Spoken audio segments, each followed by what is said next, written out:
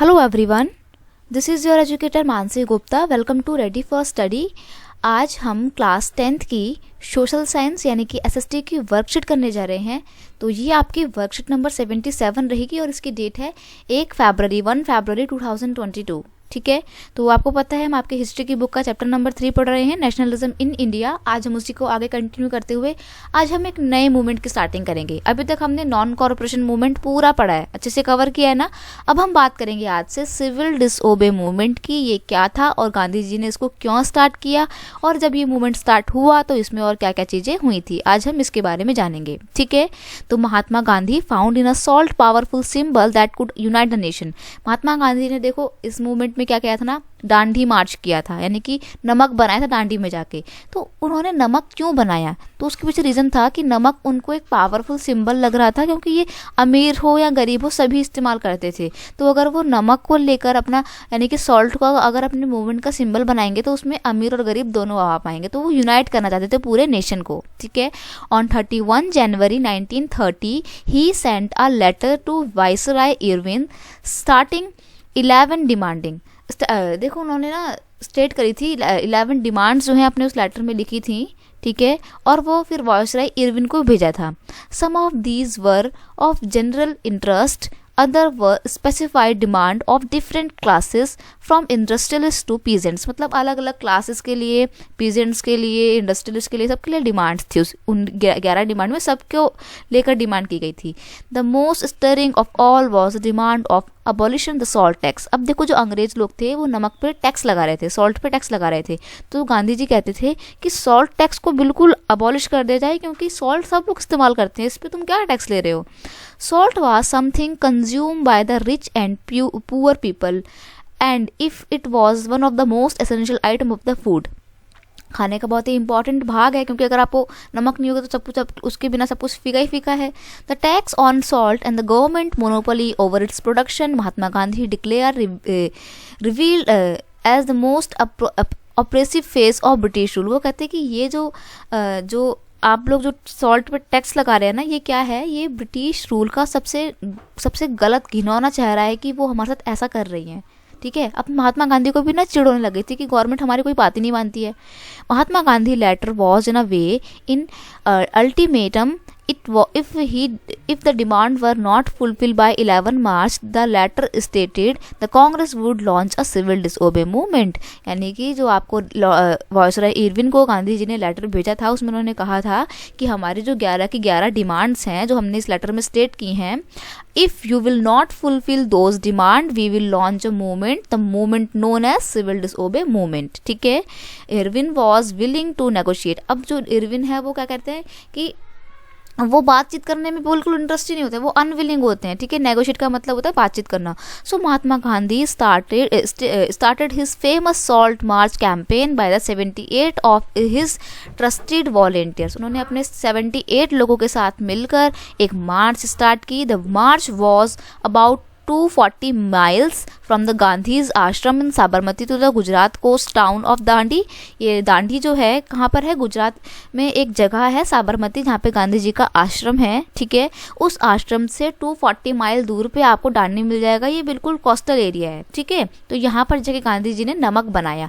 और देखो क्या था, अंग्रेजों ने बोल रखा था कि भाई नमक हम बनाएंगे और अगर हम नमक बनाएंगे तो थैलियों में जो भी बेचेंगे उसमें हम टैक्स लेंगे। तो महात्मा गांधी ने उनके इस कानून को, इस लॉ को तोड़ने के लिए, डिफाई करने के लिए क्या किया, खुद जाके नमक बनाया।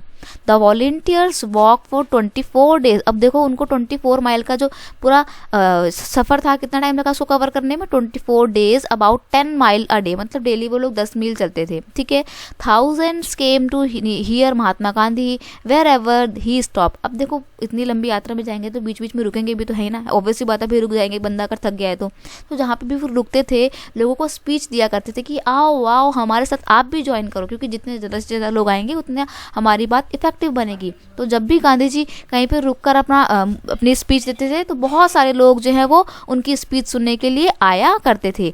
And he told them that he meant by Swaraj and अर्ज दैम टू पीसफुली। वो कहते हैं कि हम स्वराज की demand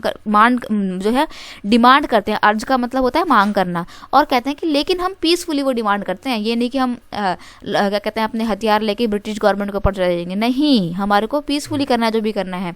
on 6 April he reach Dandi. 31 जनवरी को उन्होंने अपना वो स्टार्ट किया था यात्रा, और 6 अप्रैल को जाके पहुंच गए थे। And ceremonial violated the law manufacturing salt by boiling sea water. और वहाँ पर उन्होंने क्या करा, सब लोगों ने मिलकर जो है नमक बनाया और नमक बनाने के कानून का विरोध किया, ठीक है, उसको डिफाई किया।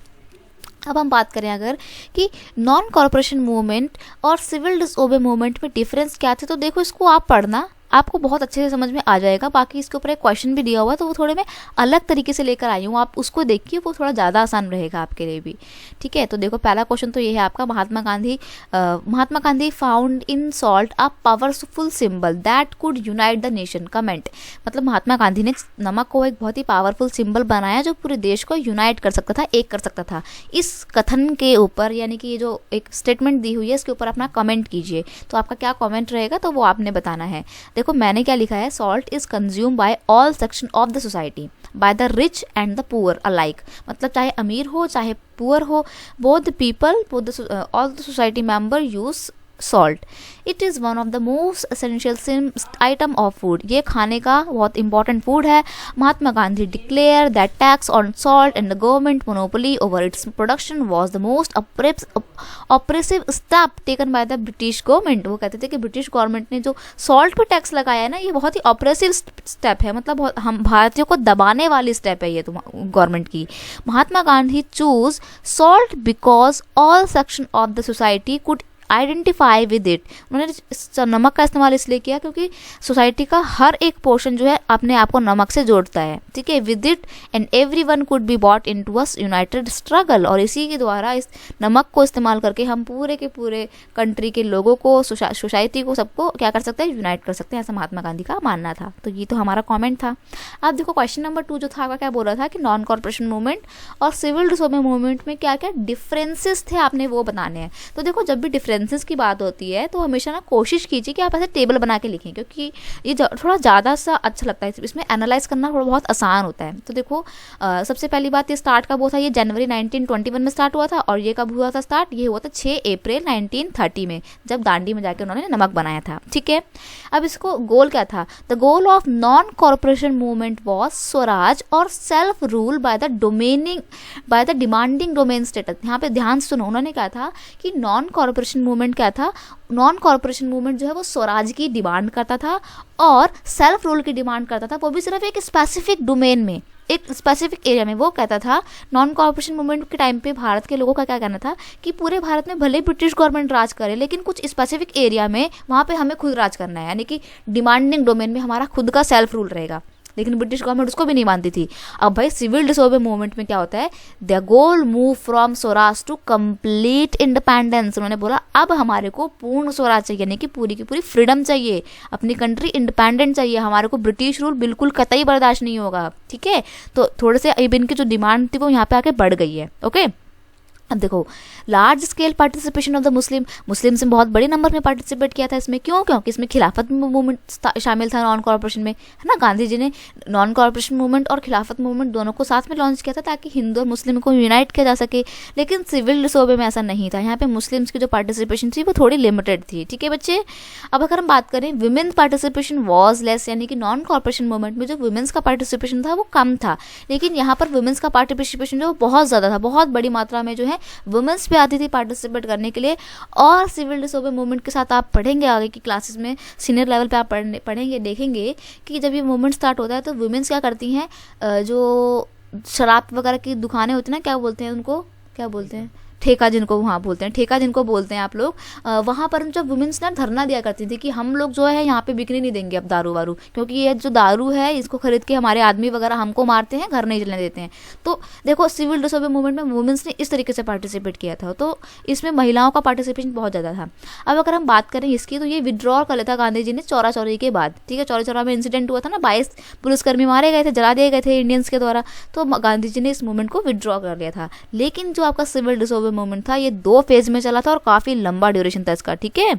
अब नॉन कॉर्पोरेशन मूवमेंट जो किसके ऊपर बेस्ड था, नॉन कॉर्पोरेशन के ऊपर, मतलब हम जो है गवर्नमेंट के साथ, ब्रिटिश गवर्नमेंट के साथ किसी भी तरीके का कोई सहयोग नहीं करेंगे। वहीं दूसरी तरफ सिविल डिसोबे मूवमेंट किसके ऊपर बेस्ड था, ब्रेकिंग द कॉलोनियल लॉज, यानी कि हम जो है ब्रिटिश गवर्नमेंट के द्वारा बनाए गए जो कानून है उनका क्या करेंगे, उनको ब्रेक करेंगे, उनको तोड़ेंगे, ठीक है।